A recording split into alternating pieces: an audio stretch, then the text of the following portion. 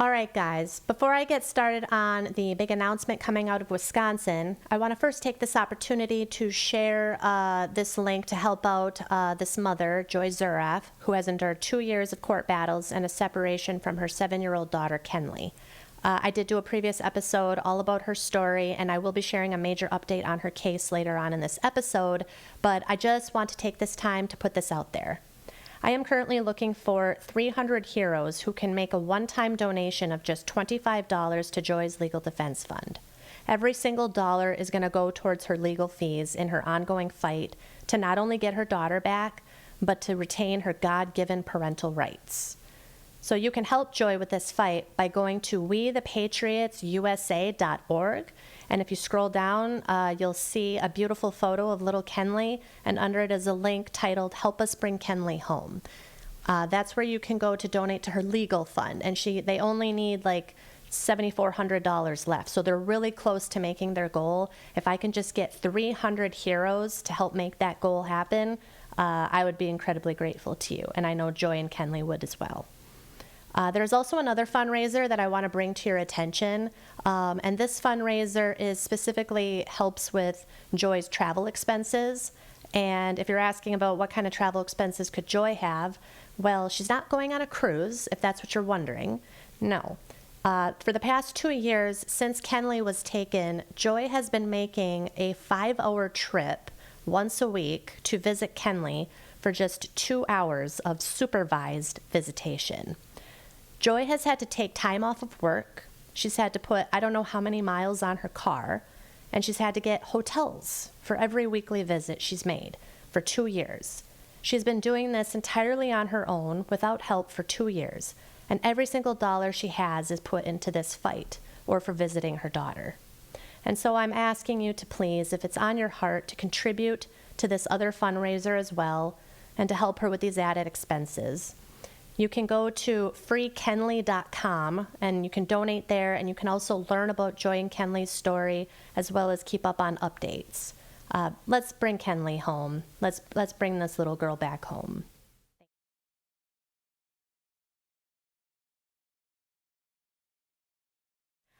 All right, it's finally happened. A day that I've been waiting for a very long time.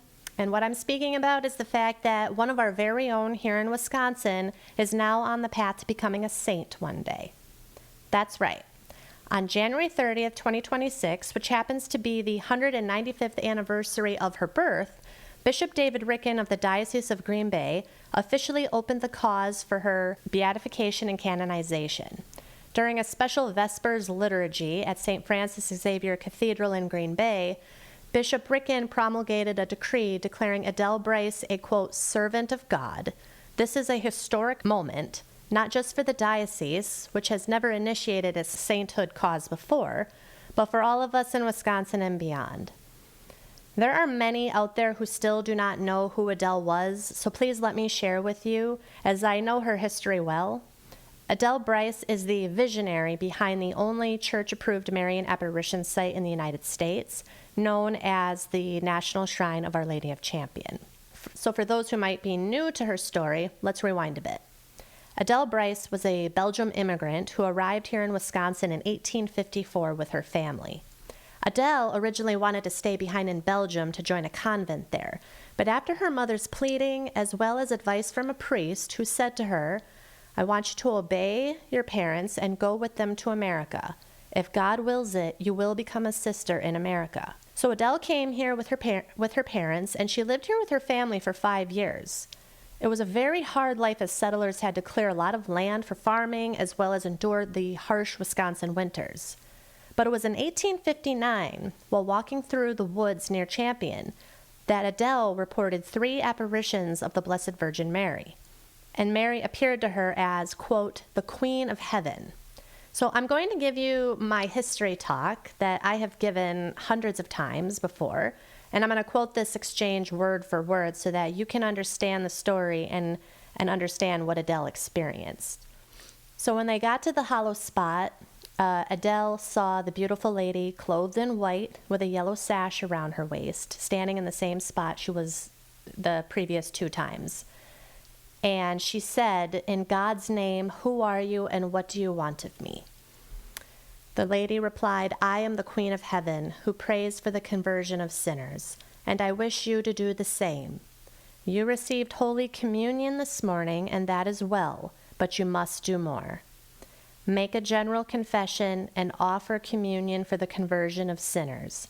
If they do not convert and do penance, my son will be obliged to punish them." And then two of Adele's companions turned to Adele and asked, "Adele, who is it?" said one of the women. "Oh, why can't we see her as you do?" said another, weeping.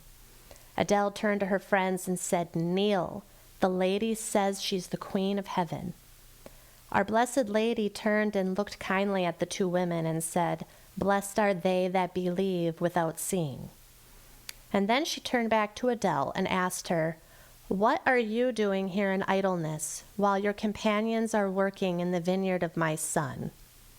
Adele began to cry at this. "What more can I do, dear lady?" she said, weeping. "Gather the children in this wild country and teach them what they should know for salvation." And Adele replied, "How can I teach them who know so little myself?" "Teach them," replied her radiant visitor, "their catechism, how to sign themselves with the sign of the cross, and how to approach the sacraments. That is what I wish you to do.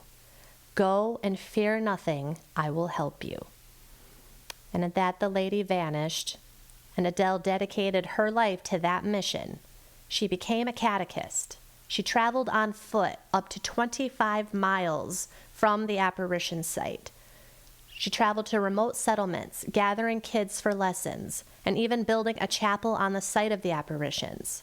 Despite facing hardships like poverty, skepticism, and the Great Disaster, which was the Great Peshtigo Fire in 1871, an event that miraculously spared the chapel grounds, Adele remained faithful to her mission until her death in 1896.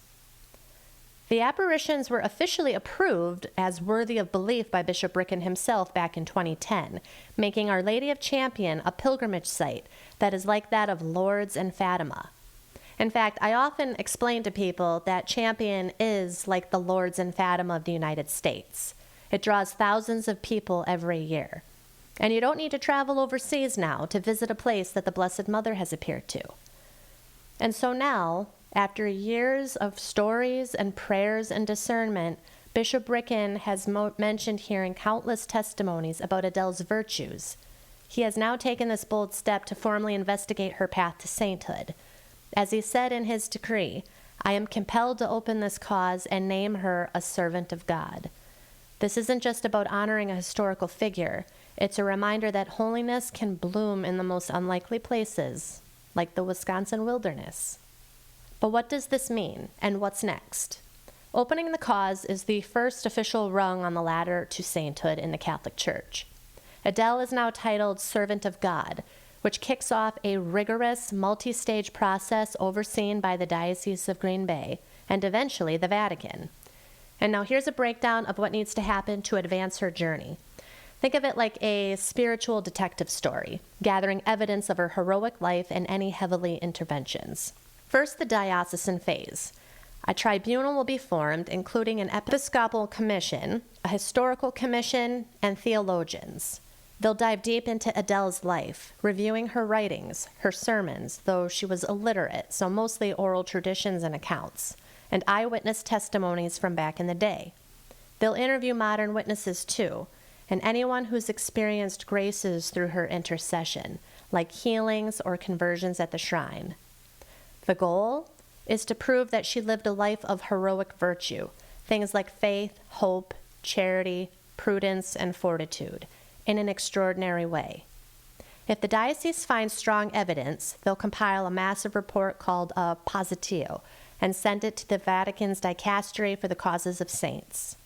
Once at the Vatican, if they agree on her heroic virtues, she'll be declared a venerable, and then that's the next title up.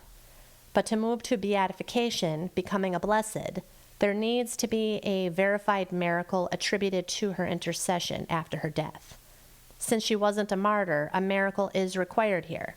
Now, we tend to throw the word miracle around rather generously these days, Whenever anything goes in our favor, we declare it a miracle. Well, the Catholic Church doesn't view miracles that way.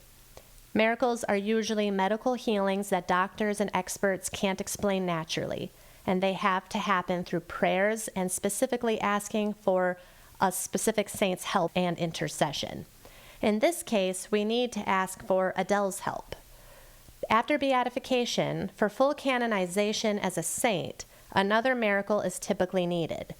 The Pope has the final say, and the whole process can take years, sometimes decades or centuries, but it's fueled by prayer and devotion from the faithful, and that's where you come in. If you have a story of favors granted through Adele's intercession, or if you want to support the cause, reach out to the Diocese of Green Bay or the Shrine of Our Lady of Champion. They have a postulator appointed to handle submissions, and every testimony counts. Probably the most important thing that you can do right now is to pray. Ask Adele to intercede for your needs. Believe me, I am already starting.